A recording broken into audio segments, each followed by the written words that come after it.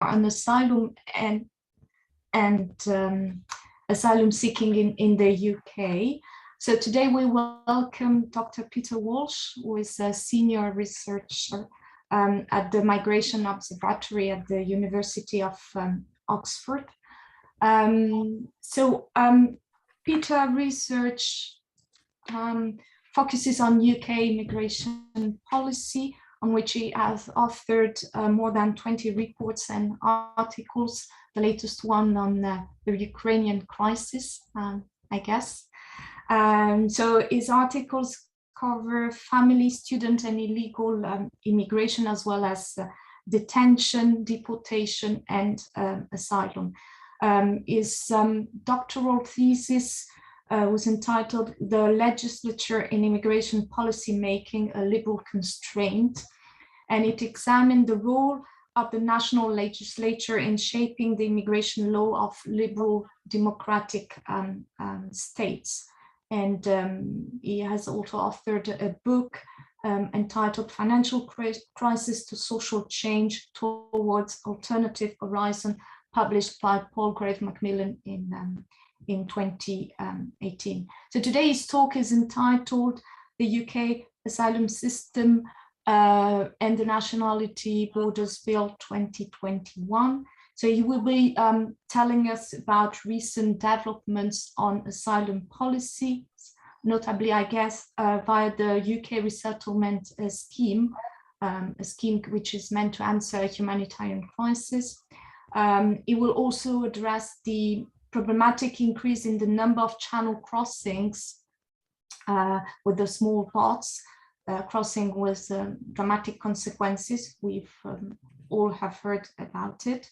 And finally, will present us the current Nationality and Borders Bill, a text which is currently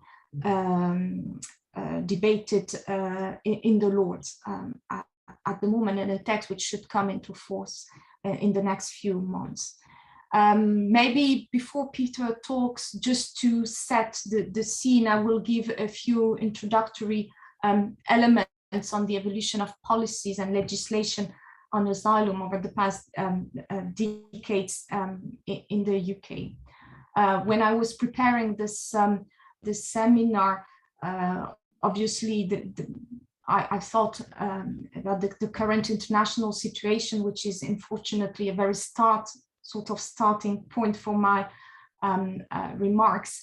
I've all heard about observers who have stressed the unprecedented scale of such a crisis in recent history, and how the West has responded, with many heads of state pledging support to addressing the massive flow of migrants coming from Ukraine. And what is most striking is Europe's sudden generosity in response to this crisis, when you compare it to how it has dealt with migrants on this continent up to now. But the answer is probably in Madame Le Pen's words. I heard her on a TV show a few days ago, and she was declaring, and I quote, "The current refugees are real ones, because they are women, children, old people. They deserve it. Contrary to all the young men that cross borders and seas to claim asylum in Europe." Such a stance obviously is not really new, and she's not the only politician to hold such a discourse.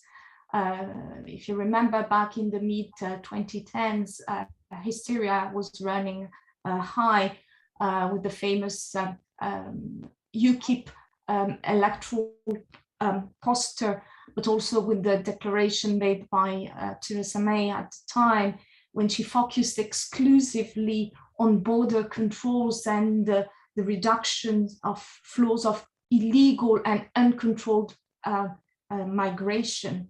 And then she was very keen on stressing that resources should only be focused on those refugees who desperate need of protection. And these attitudes remind us that the political narrative, the public discourses on the absolute need to regulate and restrict entry are not only underpinned by the numbers game, the size of migrant flows, but are based probably on other considerations. Lucy Mablin, in a book entitled Asylum After Empire, Colonial Legacies in the Politics of Asylum Seeking, investigates how asylum became central to contemporary politics in Western countries. And she explains that asylum is the continuation of 19th and 20th century differential rights regimes. She highlights the legacy of colonial histories and how this legacy underpins the contemporary debates about refugees, debates which are about human hierarchy rather than debates based on universal human rights. If we look at the origins of refugee rights in the wake of the Second World War, refugees and displaced persons were mainly thought as Europeans, fleeing wars, religious persecution and oppressive political regimes, and host countries were supposed to provide political refuge at once and the immediate right to work and settle. That was the aim of the 1948 UN Declaration of Human Rights, which proclaimed the right to seek asylum. So the article says that everyone has the right to seek and to enjoy in other countries asylum from persecution. And the initial draft of this article also proposed the right to be granted asylum, but the UK, which played a significant part in its drafting, opposed it. So in 1951, the UN Convention enshrined the right to seek asylum, but initially it was restricted to persons who became refugees due to events occurring in Europe before 1951. However, during the 60s, with the decolonization of Africa, there were numerous refugee crises, not to mention conflicts, which led to the displacement of populations across that continent and up to Europe. And within a few years, refugees were increasingly non-Europeans from the poorest areas of the globe. So the picture on asylum seeking and refugee population are thus changed by then from what it was from the immediate post-war period. That's why there was a subsequent protocol to the UN Convention in 1967.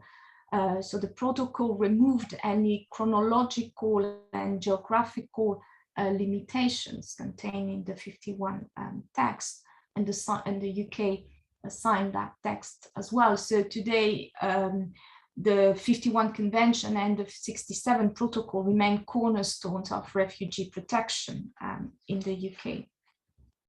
A few years later, in 1971, the Heath government passed the 1971 Immigration Act, a text which remains so far the fundamental text regulating immigration in the UK, even if it's been modified on so many occasions that today it's like a skeleton. And there wasn't any provision in that text on asylum because there was no need for it. At the time, the Home Office statistics indicate that roughly 200 people per year applied for asylum in the UK. So the governments of the day didn't feel the need for legislating on such matter.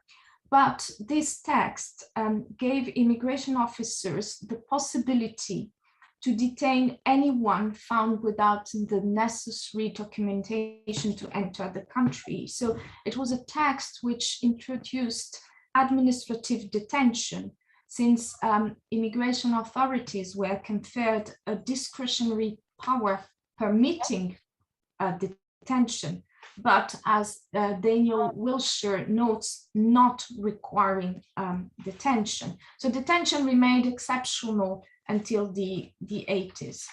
In the 80s, the main nationalities who sought asylum in the UK were Tamils from Sri Lanka, Kurds, but also Iranians and Iraqis due to the conflict between these two states in the Middle East. Ugandan Asians and Vietnamese had arrived a bit earlier and were among the first groups who were first accommodated in temporary reception centers, often former Royal Air Force bases. Jordana Belkin, who's from the University of Washington, has conducted research on these camps, and she mentioned in particular some camps in North Wales, camps which hosted Ugandan Asians, and camps which on purpose were located far from town centers to avoid particular concentrations of ethnic communities. The dispersal of refugees on the territory was the main objective. The number of refugees increased in the 80s, and so did the number of people in an irregular situation. And the government of the day, John Majors, made detention applicable to failed asylum seekers in the absence of any specific provision in the legislation for that category of migrants. And the argument was that detention would prevent irregular migrants and failed refugees from absconding. And it was also argued that detention was necessary because of the absence of transit zones and random identity checks as the ones existing in France, for example. And soon the government, the conservative governments, estimated that the UK detention capacity was inadequate. And that's why experimental alternative holding facilities were used, such as young offender centers, prison isles, and even a disused car ferry of Harwich in Essex. And by the way, the first ever detention center had opened a few years earlier, close to Heathrow Airport in Hartmansworth.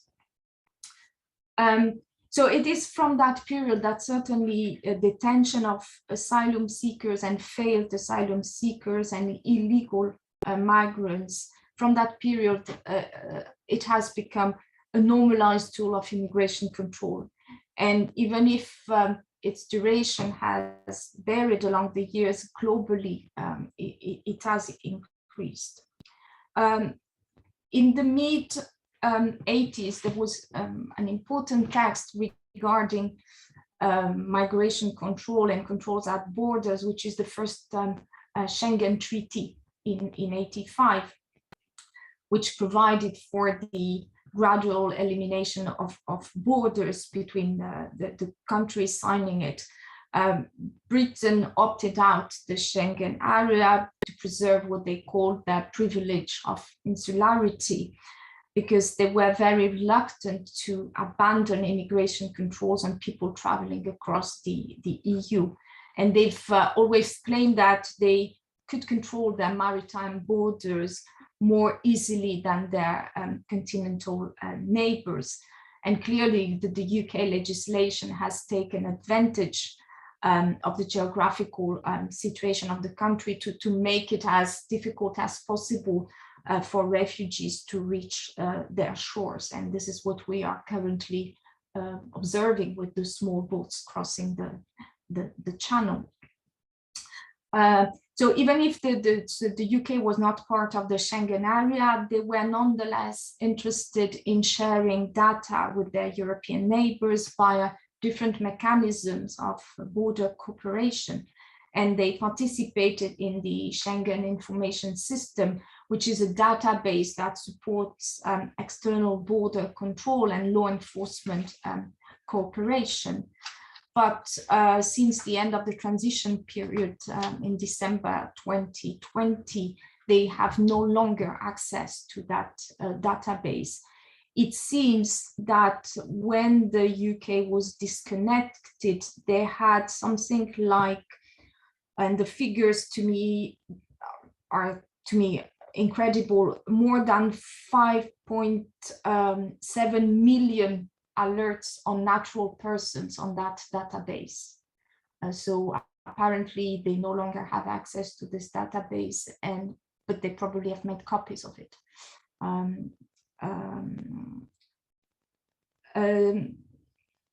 So if I come back to my chronology, after in the 90s, we all know that they were characterized by major geopolitical events, which created high levels of instability. The conflict in the Balkans, with those fleeing ethnic violence in Kosovo or Bosnia, for example, the fall of the Berlin Wall, the reunification of Germany, and above all, the collapse of the Soviet Union, leading to the opening of European and Asian borders which were closed up to then. And that led to the first massive wave of refugees applying for asylum on the European continent. The UK legislated on asylum in 93 and 96 with reinforced controls to curtail entry and remove people already present.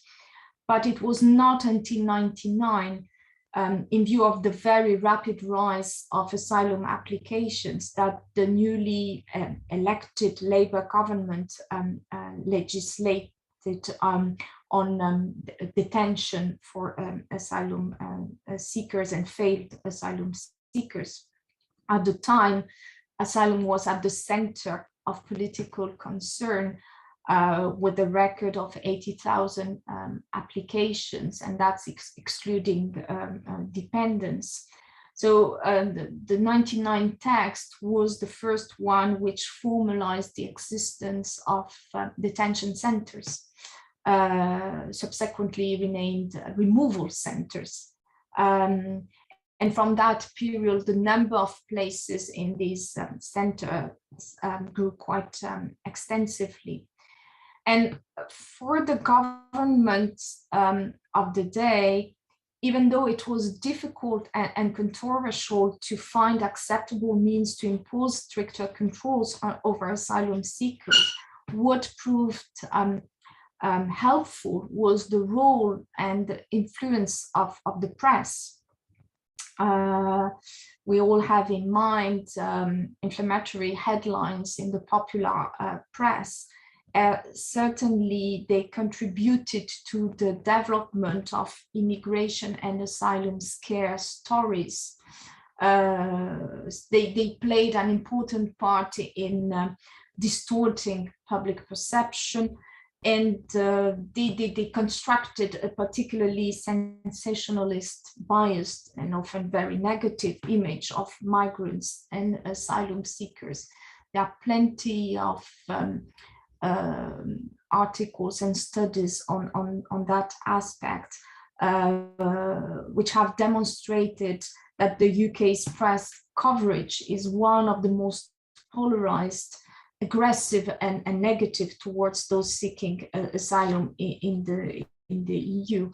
In particular, the myth and the false beliefs related to the size, the character of immigration have often been disseminated by tabloids.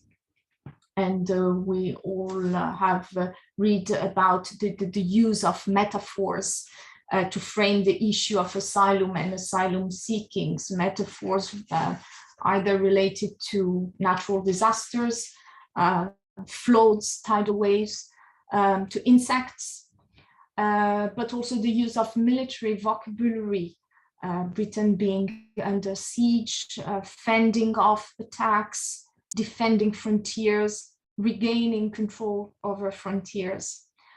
In these articles, scholars have been discussing whether it's the press or politicians who bear the responsibility for this hostility. and this hostility and xenophobia towards asylum seekers, they certainly fed upon each other. And what is clear is that hostile illiberal public opinion has been used more often than not by the political class to justify a range of anti-immigration measures.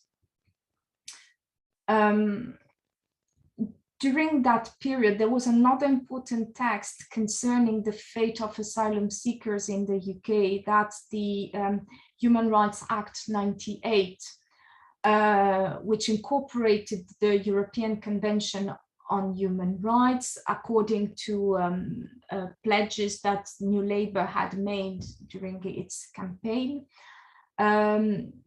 Britain had been one of the first European countries to ratify the European Convention, but it was not until '66 that the British government of the day accepted the right of individuals to petition the European Court.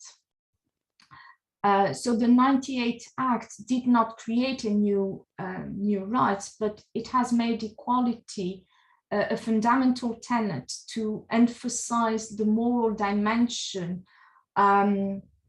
that underpinned the governmental strategy on immigration and asylum matters. They were very keen on emphasizing that they wanted harsher controls and more restrictions, but within a system designed to protect immigrants and what they called genuine refugees. A system that would respect fundamental civil liberties and would safeguard human rights. Now, the respect of fundamental civil liberties, the safeguard of human rights, was soon under threat after September 11th. And the fight against terrorism marked certainly a turning point in the policies, in the immigration and asylum policies, with the development in particular of securitization policies. In the UK, one of the immediate measures after September 11 proposed by Blunkett, who was then the Home Secretary, was to temporarily denounce Article 5 of the European Convention on Human Rights, which forbids detention without a due trial. And what is interesting is that the official press release by Downing Street at the time to justify this measure was that some individuals belonging to terrorist groups may attempt to enter the British territory via asylum. So the conflation between asylum seeking and the threat of terrorism started to be exploited and has been exploited from then on to legitimize special measures restricting asylum rights. One more text, the 2002 Asylum and Nationality Immigration Act voted in 2002, which overhauled the asylum system by drawing together the presence of immigrants to perceived threat to security posed by asylum seekers, in particular those from Muslim or Arabic backgrounds. It introduced the fast-track procedure, enabling the government to process asylum applications at a very rapid pace. It instaured the white list, which includes the states considered safe for their citizens to live in, states whose nationals are de facto excluded from asylum protection unless they can prove the contrary. And it also permitted the introduction of biometric tools to detect potential terrorists. There is a very interesting article from David Lyon entitled Surveillance After September 11th, where it demonstrates how state control was reinforced in the UK at that period and how it became a central instrument of asylum policies. So I'm not going to enumerate all the texts that were voted during the Labour years and then under the Conservative governments when they were back in power. But the legislative activity has been extremely intense. There were texts voted in 2004, 6, 7, 8, 9, 14, 16, and nowadays in 2022.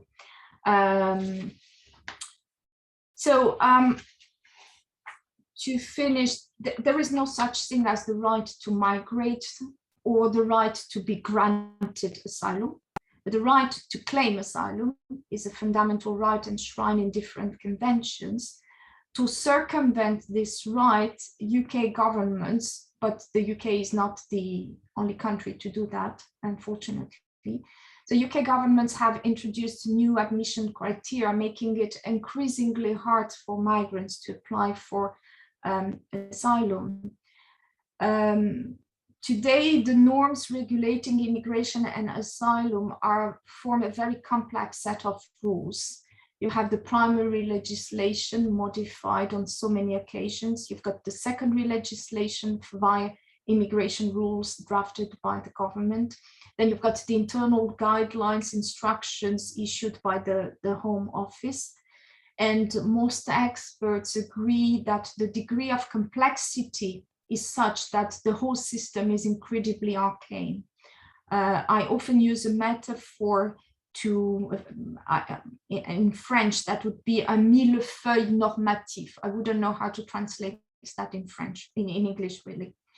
So you've got this first problem with the complexity of the norms. And then the second problem is that there are different levels of governance to determine immigration and asylum policies, because you've got the governance at international level with the treaty and the international conventions binding the UK, with also the numerous bilateral agreements between France and UK in particular to manage their joint border in Calais. And then you've got the governance at domestic level, that is how in practice controls are operated and how asylum applications are examined. And finally, on the last point on the political narrative on immigration and asylum, we could say that it has developed in two directions. First, political discourses have depicted a simplistic binary reality where you would have on the one hand legal, deserving, genuine asylum seekers, and on the other you would have the bogus, undeserving, abusive ones, like Madame Le Pen was saying. And second, governments along the years have blurred the distinction between refugees and other migrants, and often at the detriment of refugees' rights. Okay, so I'm just going to leave Peter continue, and maybe I will share my screen. Maybe we will take all the questions after, I guess. Is that what we agreed, Vincent? I mean, mine wasn't, it was just an introduction to set the scene anyway. So will you be sharing Peter's presentation? Or yeah. I can do it. I mean, either way. It's no problem at all. I should have it.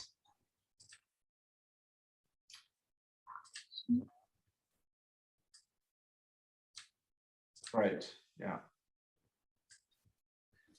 That's lovely. Well, thank you very much for that, Catherine. So my talk is going to come in three parts. In the first part, I will summarize the state of the UK's asylum system, drawing on the data and statistics that are available. Then I'll turn to the phenomenon that attracts the most attention in British immigration discourse these days, people crossing the English Channel in small boats. And then I will turn to this latest piece of legislation, a principal aim of which is to prevent small boat crossings. So the UK's asylum system first. Now, to claim asylum in the UK, a person must first physically be in the UK. It's not possible to apply for asylum outside the UK, such as at an embassy or a consulate, and nor is there a visa to come to the UK for the specific purpose of seeking asylum. And this has a very important implication that if you want to claim asylum in the UK, you either have to travel on a visa for some other purpose, like a tourist visa, and then claim asylum on arrival, that being an unauthorized method, or you have to enter clandestinely, such as by stowing away in a lorry, hiding in a container, or traveling via a small boat. So there are no safe and legal routes to claim asylum in the UK. So that is the asylum system based around in-country applications. But there's another route by which people can receive refuge in the UK and other European countries, and that's called refugee resettlement. It's very important to understand the difference between the asylum system and refugee resettlement. Otherwise, you're at risk of being misled by politicians. And I'll give you an example. Our Prime Minister, Boris Johnson, said to Parliament last week, he said, more refugees have been resettled in the UK than in any other European country. We've resettled more. We're the best when it comes to refugees.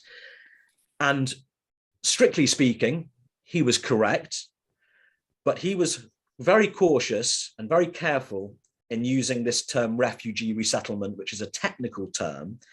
And it refers, in fact, to a small subset of all those people who are given asylum-related protection in the UK. And the way refugee resettlement works is that there's no way you can apply for it. Instead, you're a refugee, usually in a camp operated by the UN, and the UN will select you and then transfer you to a participating country. And countries usually have limits on the numbers they take under refugee resettlement. So to really make this clear, refugee resettlement has been compared to a scene from the children's animated film Toy Story. So if you go to the first Toy Story film, there's a scene where the heroes find themselves in an amusement arcade machine with a grabber, a claw. And in that machine are a number of small toys, and they view that claw as akin to a god that picks them at random and takes them to a better place.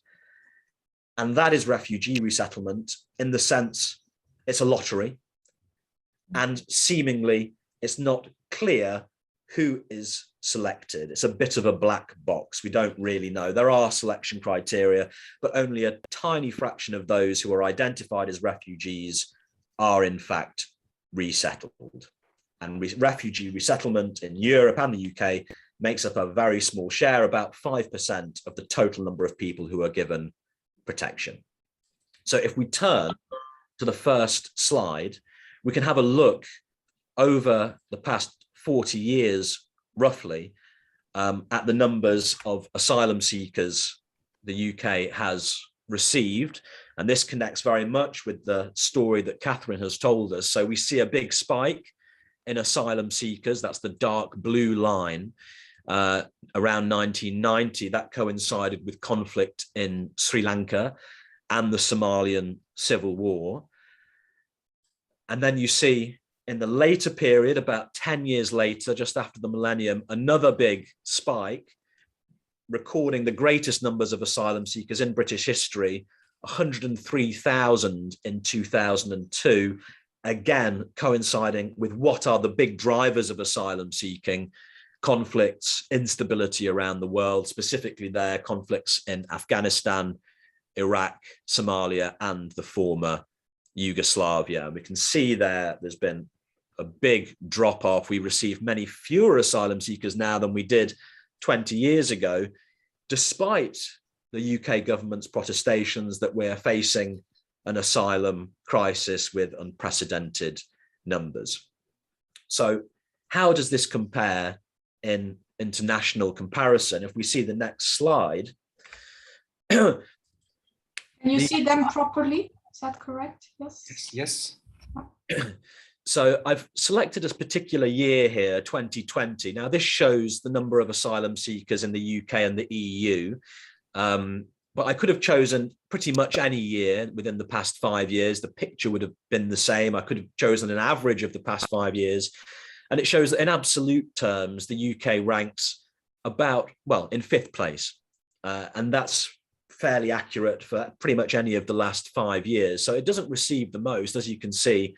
First place, Germany, receiving over 100,000 more, France more than double the number.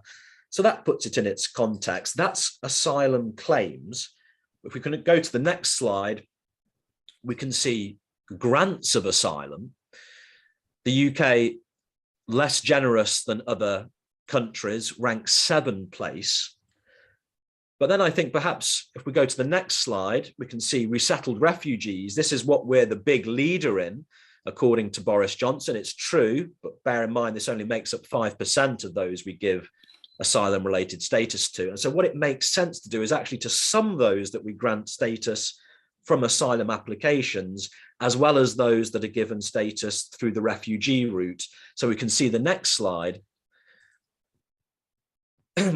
And here, the UK is suddenly seeming less generous, just a fraction of what other countries are offering in terms of refuge. Doesn't even bear comparison with countries like Germany, Spain, Greece, France, still double the number.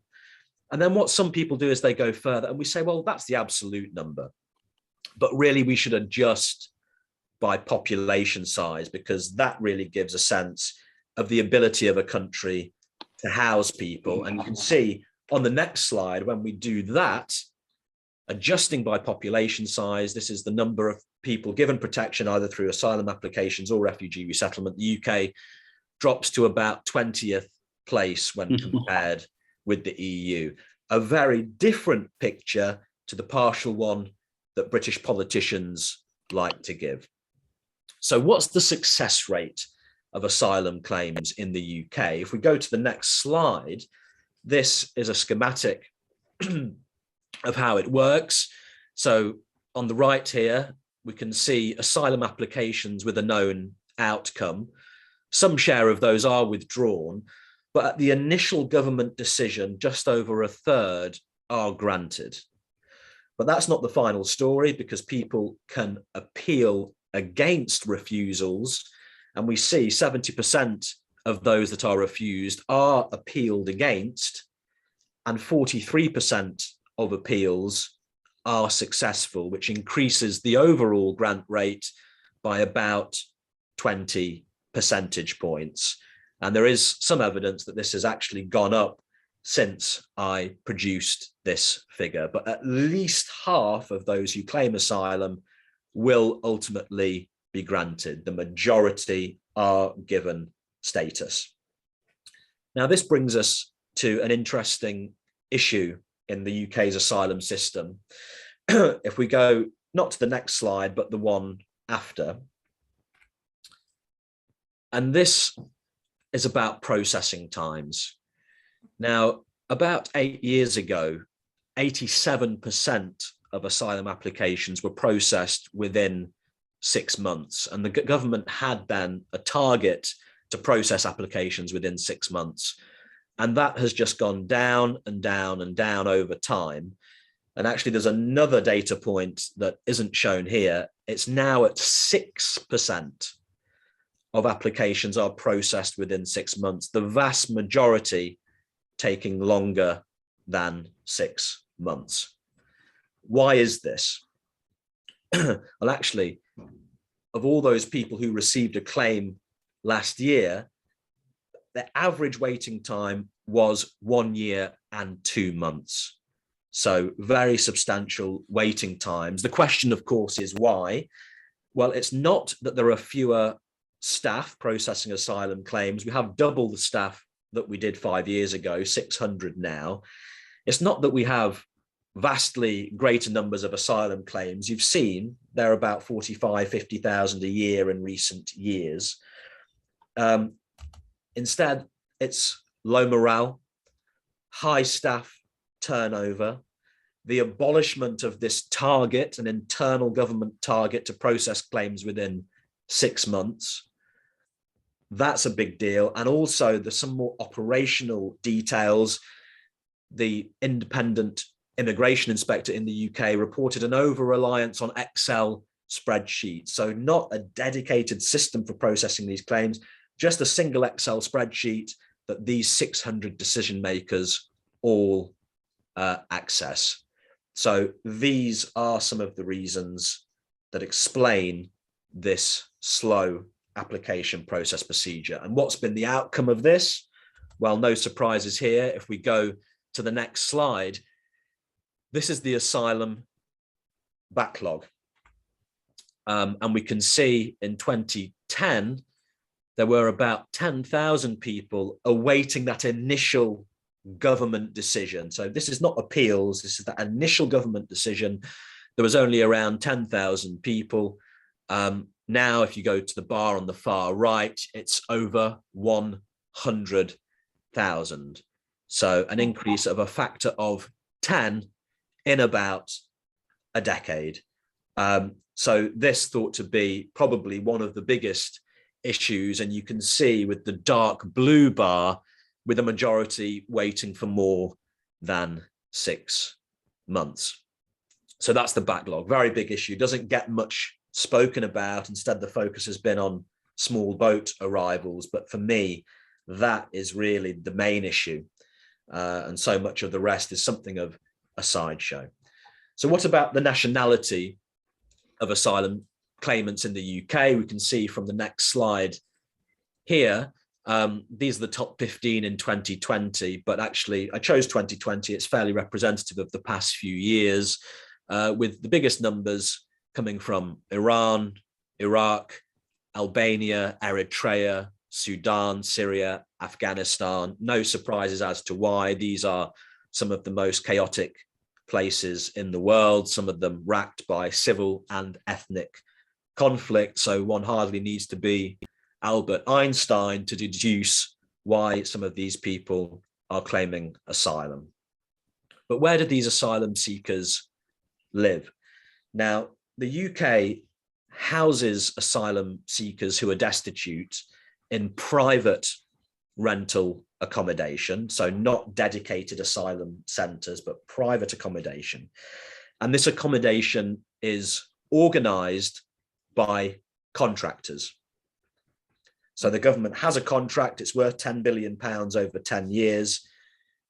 And these private companies like G4S, they're security companies typically, like Serco, they take the asylum seekers and they find private rental accommodation around the country for them.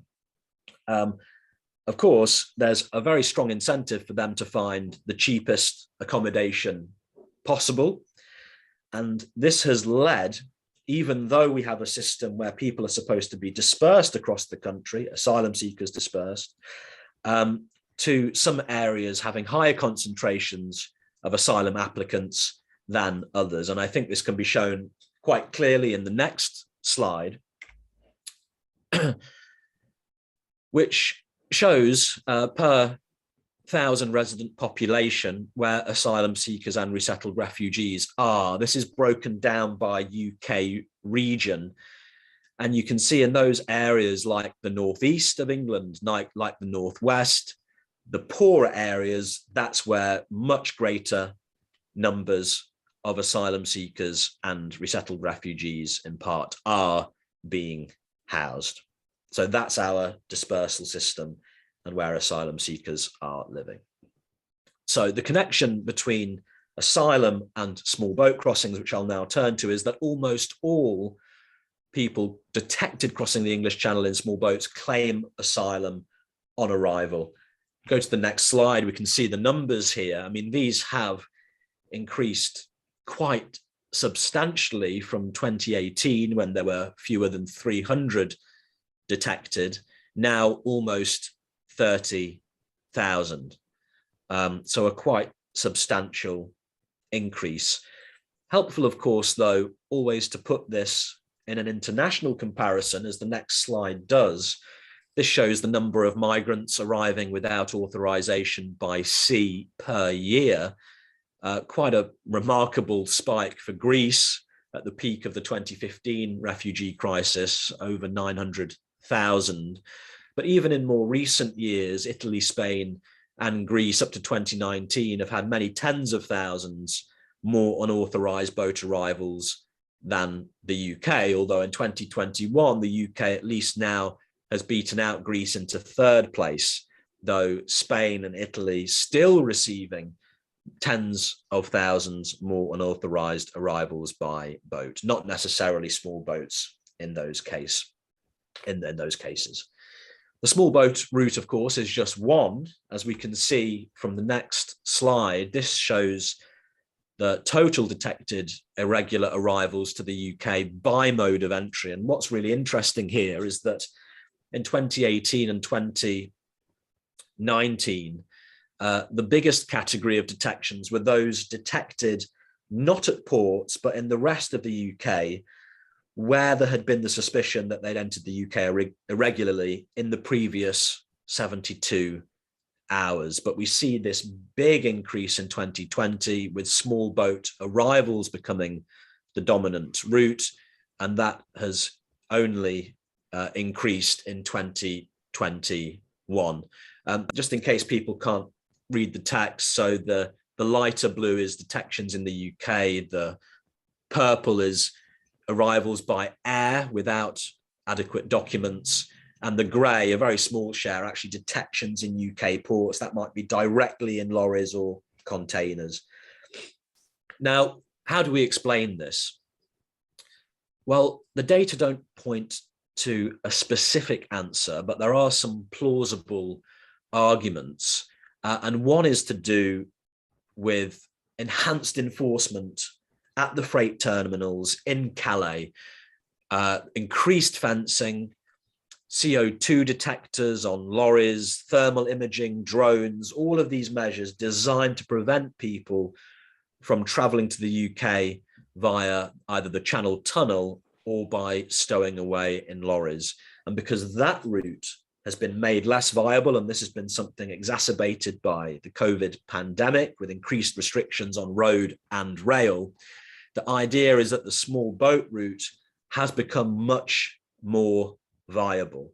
And I think probably as the small boat route picked up, then it gained a momentum of its own, and it no longer seems the dangerous route it once was. People actually view it as a very viable route. And so I think that those in part explain these kinds of patterns. I think there are two questions that people are interested in here.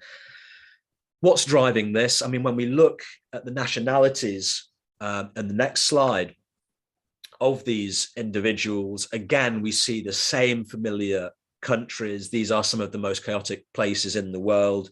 We know they're racked by conflicts and persecution of various kinds. But there is another question of why the UK? I mean, why don't these people just claim asylum in France? We don't have specific data with respect to these individuals, but we do know from speaking with refugees more generally that the same things do influence their preference for the UK. The big one being the presence of family members, that people want to join family members and they have family members already in the UK or members of the community. A second is that they have a perception that the UK is a particularly tolerant, democratic, safe country, more so than France. Some of these individuals have had entanglements with the French police that weren't necessarily positive. And then also a preference to speak or learn the English language. So these are some of the things that are driving the preference for the UK. If we turn to the next slide, there are indications that much higher than 50% of these particular asylum applicants would be granted asylum. And that's because we have data on the success rate of asylum applications by nationality. And these are the nationalities that are common amongst the Channel migrants. And we just see that these have quite high success rates, Syria 92%, Yemen 92%. And so if the Channel migrants are consistent in their asylum application success rates with those generally that we see in the asylum system, we would expect quite large majorities ultimately to be granted asylum. Okay, so we've seen the asylum system in numbers. That's a broad statistical overview of the small boat issue. And now we can turn to the Nationality and Borders Bill, currently before Parliament, and its main policies. And I think there are 5. So I'll go through those now. The first policy is known as rules on inadmissibility, and here's how they work. So the rules aim to prevent people from claiming asylum in the UK if they are EU citizens. So if you're an EU citizen, you couldn't possibly be wanting to avail yourself of refugee protection. Or if you're a non-EU citizen, if the person traveled through a safe third country, the UK government will say, we're going to prevent you or try to prevent you from claiming asylum and instead remove you to a safe third country, like, say, France. Now, that's going to be very difficult because when we were a part of the EU, the UK was a part of a scheme called the Dublin Scheme that allowed for the transfer of asylum seekers between EU member states. But now we're no longer a part of the Dublin arrangements. And so to return people to safe third countries, we will need bilateral arrangements with those countries or an arrangement with the EU as a whole. And there's very little evidence so far that we've made progress in those arrangements. Now, if the government can't return an EU citizen or someone who traveled from a country it deems to be safe, if it can't do that within 6 months, and there's a high chance that it won't be able to, they will hear the asylum claim. And if the claim is successful and the government grants the individual refugee status, they may give the person fewer rights. Even if the government says, yes, you are a genuine refugee, it will say, we're going to penalize you. And this brings us to the second policy, which is penalizing refugees for entering the UK without authorization. So such people, if they entered, say, by small boat or by stowing away on a lorry, the government will grant them refugee status, but it will say, hey, you entered without authorization, so we're going to give you fewer rights. And there are 3 particular ways the government proposes to do this. 1, it will not give the refugee a 5-year residence permit with permission to apply for permanent residence after that. Instead, it will give them a temporary residence permit lasting 2.5 years, after which it will try to deport them to a safe third country. Quite a radical measure. Second, it may prevent these refugees who it deems entered irregularly from being joined by their family members. This is a process called refugee family reunion. Typically, refugees in the UK are entitled to be joined by their partner and any children, but not, according to this bill, if they entered the UK irregularly. Finally, refugees, if they entered irregularly, will not be able to access the UK benefits system.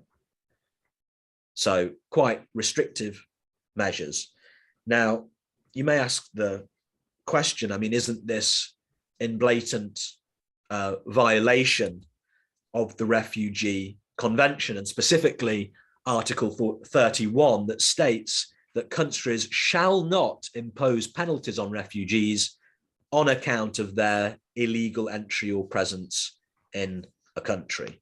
And so the UN Refugee Agency has come out and said in no uncertain terms that this is a clear violation of Article 31 in the 1951 Refugee Convention. But of course, this raises the related question, well, what would be the consequences of the UK violating the Refugee Convention? To which my response is, well, there's no global policeman. That is to say, there's no dedicated court for violations of the Refugee Convention. And so in quite simple terms, there's no enforcement. So we could say the UK is bound in theory, but not in practice. So that is the second policy, penalising refugees.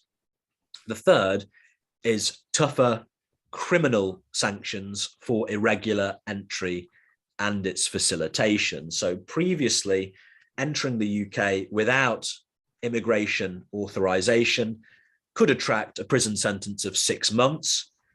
The bill proposes to increase that to 4 years.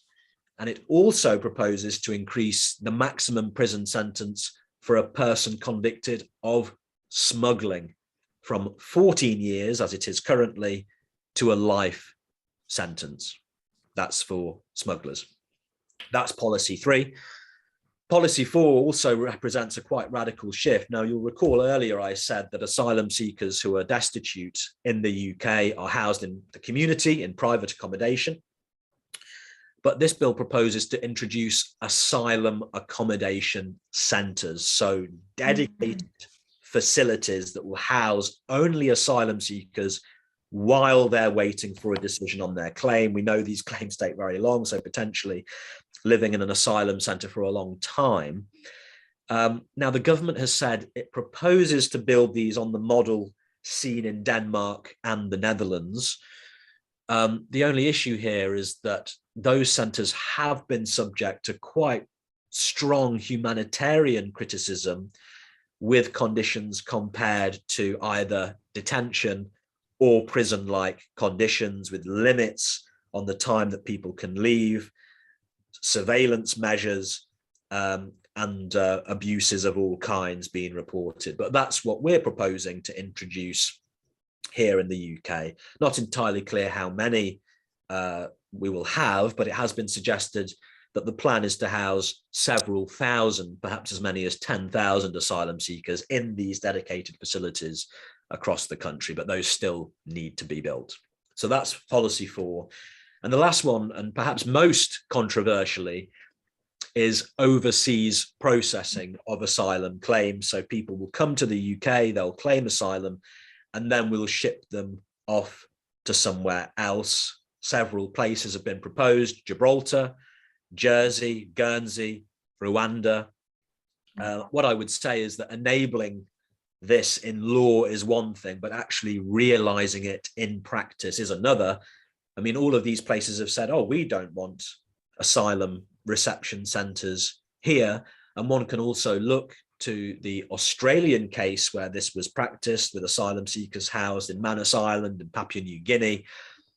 And that is widely viewed as not only a humanitarian disaster, but also a financial disaster, anywhere between 100 and 1,000 times more expensive than what the UK is doing, housing asylum seekers in the local community. So just to give you a brief statistic, the asylum system, it was reported to cost 3 billion Australian dollars to house just 300 asylum seekers in these offshore facilities. The UK's asylum system costs a total of £1 billion in a year in the same time to operate, but we house some 50,000 people in the local community.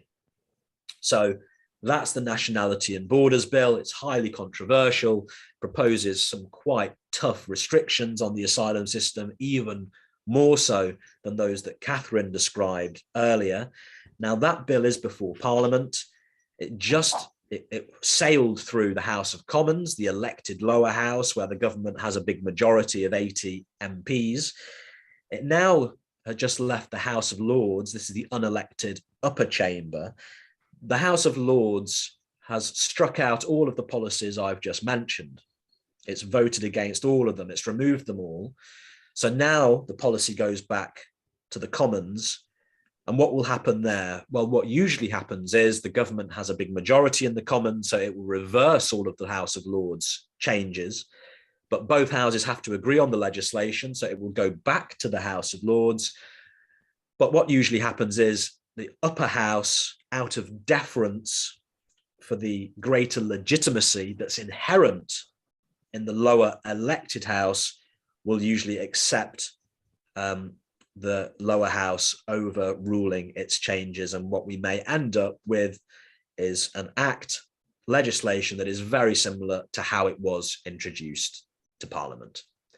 So that's all I've got to say. Thank you very much for your attention, and I'm happy to answer any questions. Thank you so much. It was extremely clear and instructive. So, anyone who... Yeah, I would have a question, actually. Yes, hang on, where reactions? And I would have a question. Yeah. Oh. Sorry, Catherine, can I ask Yes, please do. Peter? Yes, I was just, yes. Thank you. Sorry. Sorry to both of you, Catherine and Peter, for being a bit late to the seminar. I thought it was, so I'm sorry I missed the beginning of your introduction, Catherine, which was very interesting, at least the part I caught. Thank you so much, Peter, for agreeing to speak in our seminar. That was fascinating, gave us a lot of insights on the current nationality and border law bill, is it? And it's fascinating. It's also quite scary when you see the extent of the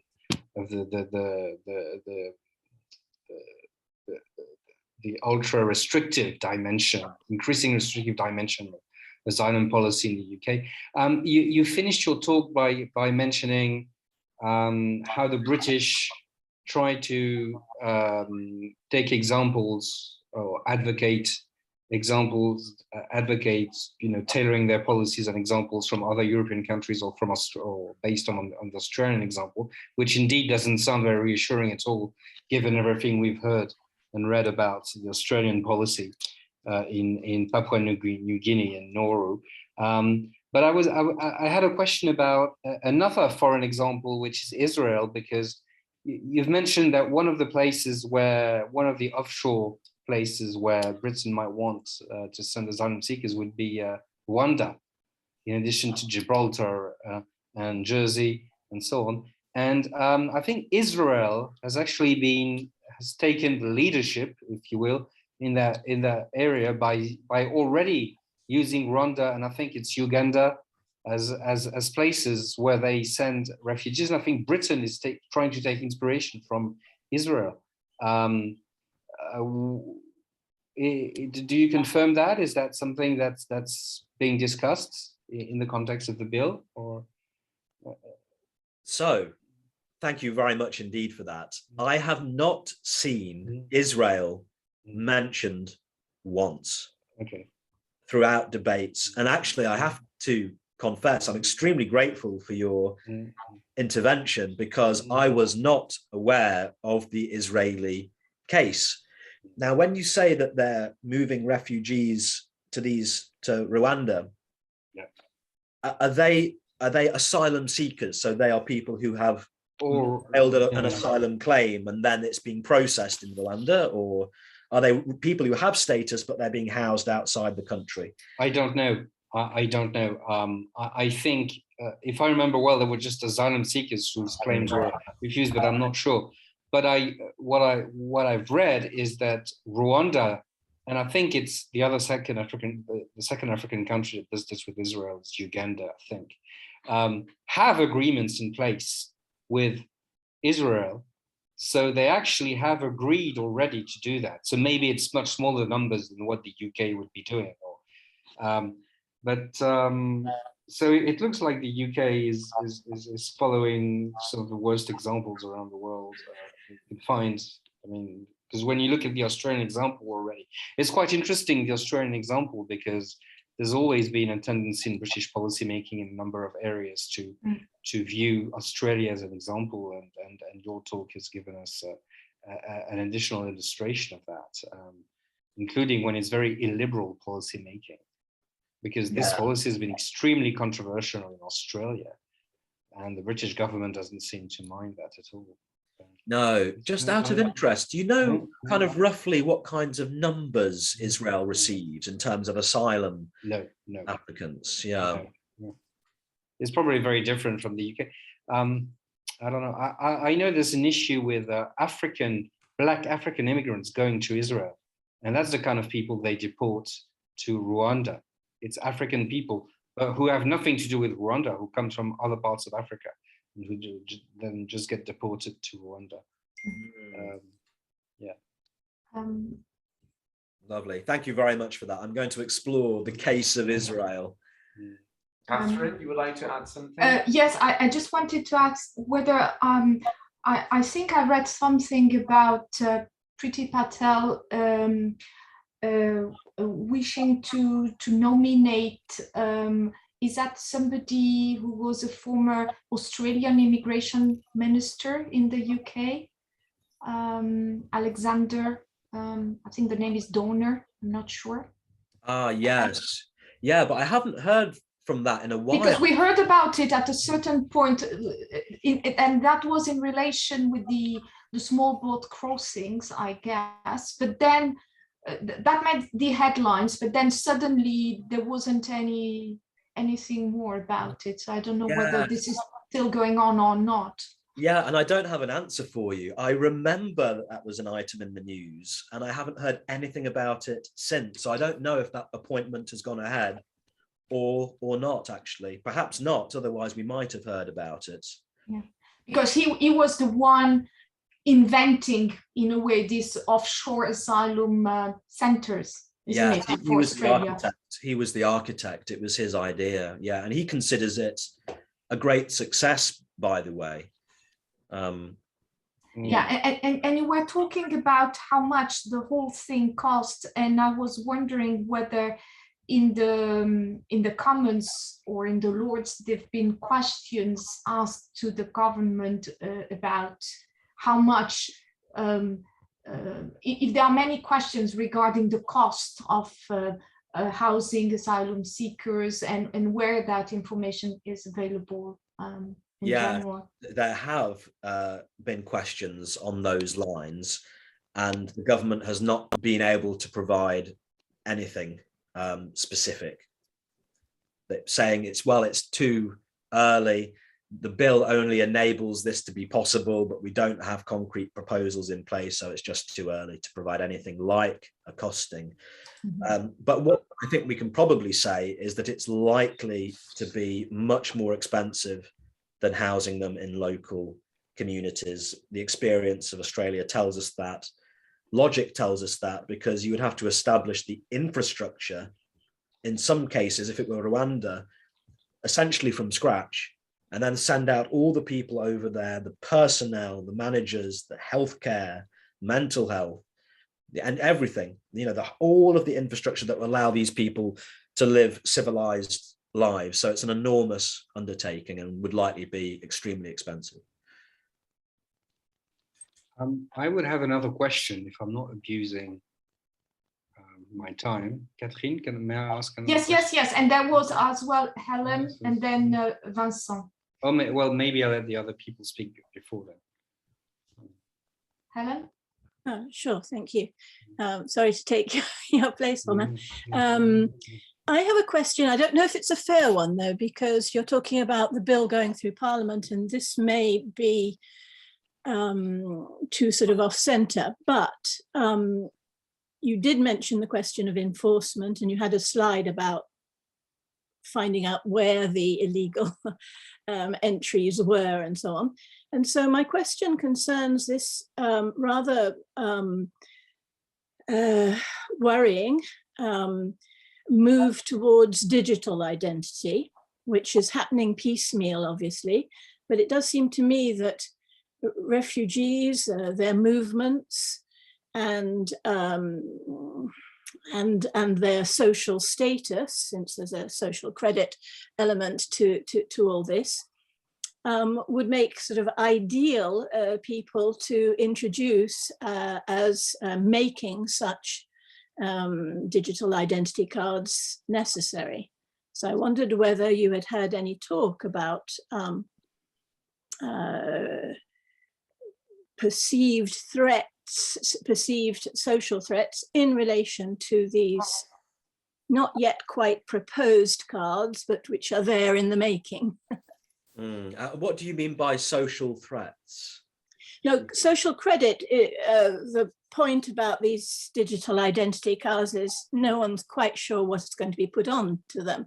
So far, we've only had a question of your vaccination status, but where they have been introduced elsewhere, as in China, other things like the people you frequent and so on. In Canada, another route was used, but to stigmatize and penalize financially anyone who contributed to the trucker movement, for example. And no secret is made that these things are in the pipeline. It's merely a question of exactly how they're going to be introduced and what they're going to target. Yes. Well, I think if we look at the trend over the past decade, maybe longer, it's very clear that there's a trend towards increasing digitalization, increased surveillance. This has certainly been the case in the realm of immigration. Our e-borders are now fairly developed. We know in some countries, such as the US, immigration detainees are being given electric tags rather than housing them in immigration detention, so their movements can be tracked. And the trend is towards more of this. Now, I'm not party, or I've not heard any discussion of any particular measures in respect of surveilling refugees, asylum seekers, migrants more generally. We already have biometric cards for all migrants, biometric residence permits. We would expect this to become more developed and more sophisticated over time. And as you suggest, that is just a matter of, it's not really a matter of if, would be my guess, but when and how. And those particular answers to those questions will remain to be seen. Thank you. And there was Vincent, I guess. Yeah, well, I'm in a hurry, so if you want to go on, Romain, I don't mind at all. It's two remarks.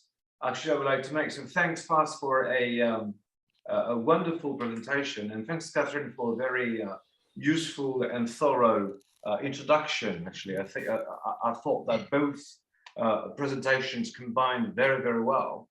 So my two remarks are the following. The first one is that listening to you, Peter, it sounds like Mrs. May's hostile environment is still alive and well, and that it's becoming even more hostile. And that's my first remark. The second one, and it's something which I found very interesting, and actually Catherine and I wrote an article 2 years ago about that. It's your remarks about why the UK remains so attractive despite so drastic and increasingly, hostile policies in relation to asylum or to asylum seekers or to migration or diversity in general. And I thought that the UK reminds me of dead stars in a way, dead stars which continue to shine, and it shows us, I think, the extent of the.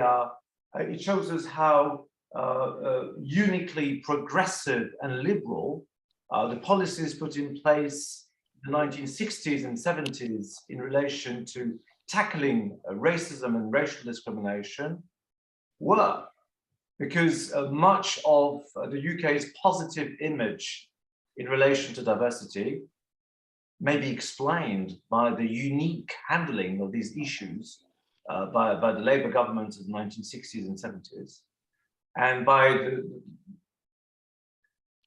the acceptation also of diversity in the 1980s and 90s, with the influence of multiculturalist policies, including under the rather antagonistic, conservative majority of the 1980s and 90s. So just two remarks. It's not really questions, but no, but I can deal with those. The hostile environment, yes, it's still very much alive. Most of its measures still remain on the statute book, still remain in force. And what we see with the Nationality and Borders Bill is a continuation of that theme, clamping down on irregular migrants, for example, by increasing the penalties associated with irregular entry. But of course, the hostile environment, okay, in strict terms, perhaps it refers only to treatment of those without immigration status, but some people broaden it further. This is certainly, critics would say, a rather hostile response, but now not just the regular migrants, but broadening it out to encompass refugees. A dead star, yes, perhaps a black hole, as you know, an irresistible pull, and people do still continue to come here. Why? Well, I think one reason is perhaps, and this is a quite consistent finding across research, that policy changes do not have a big impact on people's preference for the UK. In some cases, asylum seekers do not have a detailed knowledge of policy, in most cases, still less a detailed comparative knowledge of policies across European states or other countries in which they might claim asylum. Instead, and this should come as no surprise, things like the presence of family members, perceptions of the UK as safe, welcoming, tolerant, the English language, those are the big drivers that are likely to continue to pull people irremediably, even if not much awaits them when they arrive. And maybe also the how easy it can be to enter the labor market and get a job. That might be, even if, I mean, the measures to clamp down on irregular labor, I mean, these measures have increased over the years, but still, I guess there is an informal labor market which absorb many of these irregulars. Yeah, so this is an argument that was made by, I think, the mayor of Calais, or no, the French interior minister, I think it was. And I'm not sure about this argument about it being easier to work without status in the UK than France. I mean, the argument is sometimes that France has ID cards. But in the UK, the rule is that you have to show your immigration status to be able to work. That's no different to France. Well, then the observation as well, but they can work in the black market. Well, that's an entirely separate question. That's entirely separate to legal working. When it comes to illegal working, well, actually, it seems that France has more employees in the black economy than does the UK. And it's no surprise to people like me when I see the extent of the bureaucracy associated with employment in France. So I'm not entirely sure the evidence bears out the French interior minister's point about it being so much easier to work in the UK, whether legally or otherwise. Okay, yeah. I don't know if there are other questions. Otherwise, yes, Catherine, yes. To start with, just a little remark. I found myself very much in agreement with Vincent's remark about the origins of the image of Britain as a particularly welcoming and tolerant country, having its roots in the 1960s and 70s labor, race relations policies, anti-discrimination law, and a history of pro-multiculturalist discourse or policies, at least at the local level. It seems to me this is an important part of British political history that now seems far away, and many things have elapsed since a lot of time has passed since then. But I think it probably does shape some people's perception, I would imagine. Seen from the point of view of French minorities, for example, Britain is viewed as much more open and tolerant, rightly or wrongly, or it's quite a diffuse image, but it's definitely an image that has its origins in Labour Party politics, I think, of the post-war decades, let's say. So I was interested in that. Now, my new question for you, Peter, is something, thinking about your talk, I thought it was very interesting that you showed us how incredibly restrictive the proposed bill is, and how it seems to be an incredible step forward in the direction of almost, you talked about the 1951 Geneva Convention, and almost, as you said, Britain is, some UN agencies are already claiming that Britain is going to trespass, to trespass the convention. I mean, to break the regulations of the convention, but there's no way of stopping the British government from doing that. But my question is this such a novelty, or is that just the continuation, the culmination of a decades-long process which has affected Britain, but also other European countries? But in the British case, it's clear, of ever restrictive asylum policies, which started in the 1990s as soon, I mean, from the very beginning of the end of the Cold War, under John Major, when the first refugee flows started arriving, then under Tony Blair, who passed increasingly restrictive legislation on asylum, even though he's now remembered as a very open sort of pro-migration, or he's been portrayed as such in the context of Brexit debates, at least, as a prime minister who opened British borders to European migrants and other migrants, but actually he was already increasingly restrictive. John Major was, Tony Blair was, and then the Conservatives continued to do that. And isn't there do you think we could portray today's policies, Johnson's and Patel's policies, as just a continuation of this trend, of this 20 or 30 year long trend? Yes, absolutely. I agree with everything you said, with partial pushback on whether it's the culmination, which suggests that it might be a high point. It's certainly the high point so far, but whether ultimately it ends up being the culmination remains to be seen, because I would say the government can past that experience of 20, 30 years, the government actually show, they constantly surprise me actually, just how much more restrictive they can get. The imagination is extremely... It's quite impressive. It's impressive, yeah. There was a question from Barbara.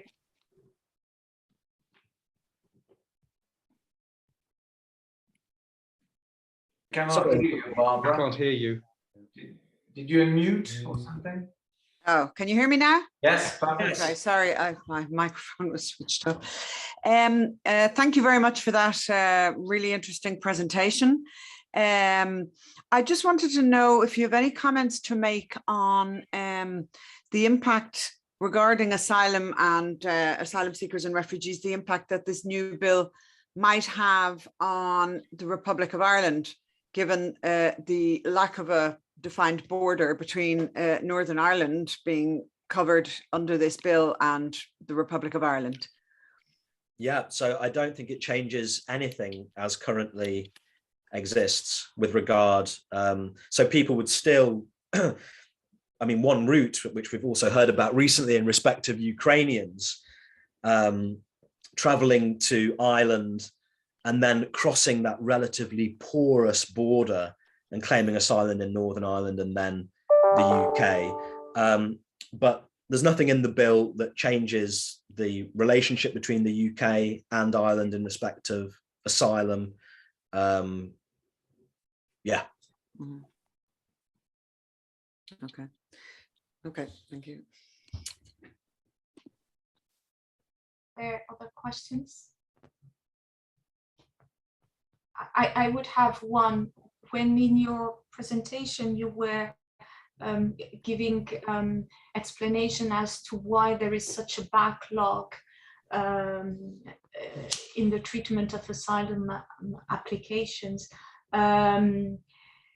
you were mentioning different things like the low morale of the staff and the high turnover. Are these people working in different locations in the UK, or are they all working in one place only? How is it from an administrative point of view? How is it organized? Is it well structured? This is my question, really. Sorry, I'm not clear. So yeah, most are in London in a couple of buildings, but there are other smaller teams around the UK. The opinion of the independent Chief Inspector of Borders and Immigration is that it was not well organized and that there were managerial and structural issues that were fundamental in producing these particular outcomes of long processing times. yes, it was viewed as being within the organization called asylum operations, spread across these different locations. It was viewed as being overly bureaucratic, that it would actually take about a year for a caseworker deciding whether someone was a refugee or not to actually gain the competence to do their job well, but with most people not even lasting a year. So that was identified as one of the big issues: a lack of leadership, low morale, reliant on Excel, and no target to process claims within 6 months. That target was dropped in 2019 and it has not been replaced. Okay, so you said there is a report from the UK inspector of, okay, from this year or last year? Last year. Last year. Okay, so I will have a look at it. An inspection of asylum operations, and that really does go into quite some operational detail that explains these slow processing times. Yes. Okay. Okay. Thank you very much. Yes, the staff turnover is probably very problematic because it takes time to learn about how to handle cases and to know about the geopolitical situation of the countries. And if they don't have the time to learn that, then that's really problematic. Absolutely. And what the report essentially finds, it doesn't use these terms, but there's essentially no institutional memory within these departments that are making asylum case decisions. It takes them a year to acquire the knowledge to be good at their job, but most of them are gone within a year. Okay. So they're not even able in the first place to acquire the knowledge, still less for them to pass it down because they're gone before even they can acquire it. Okay. Okay. Thank you. Are there any more questions?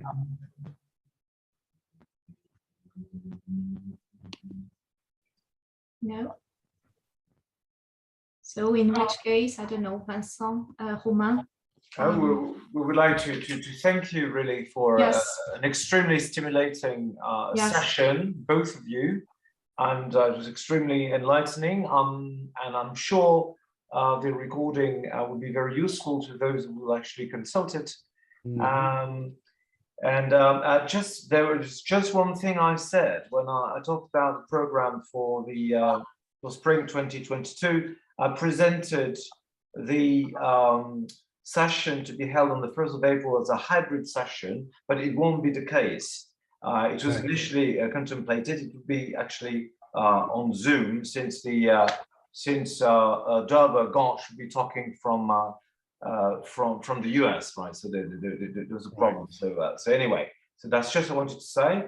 And next session, once more, so will be held next week in the afternoon from 2 to 4 o'clock French time, and to be co-hosted by the Presse Universitaire du Midi and by MIDIB, and it will be devoted to the launch of the French translation of War Shadows, Ce que les ombres, Chris Hannon's play devoted to the consequences of Enoch Powell's Rivers of Blood speech.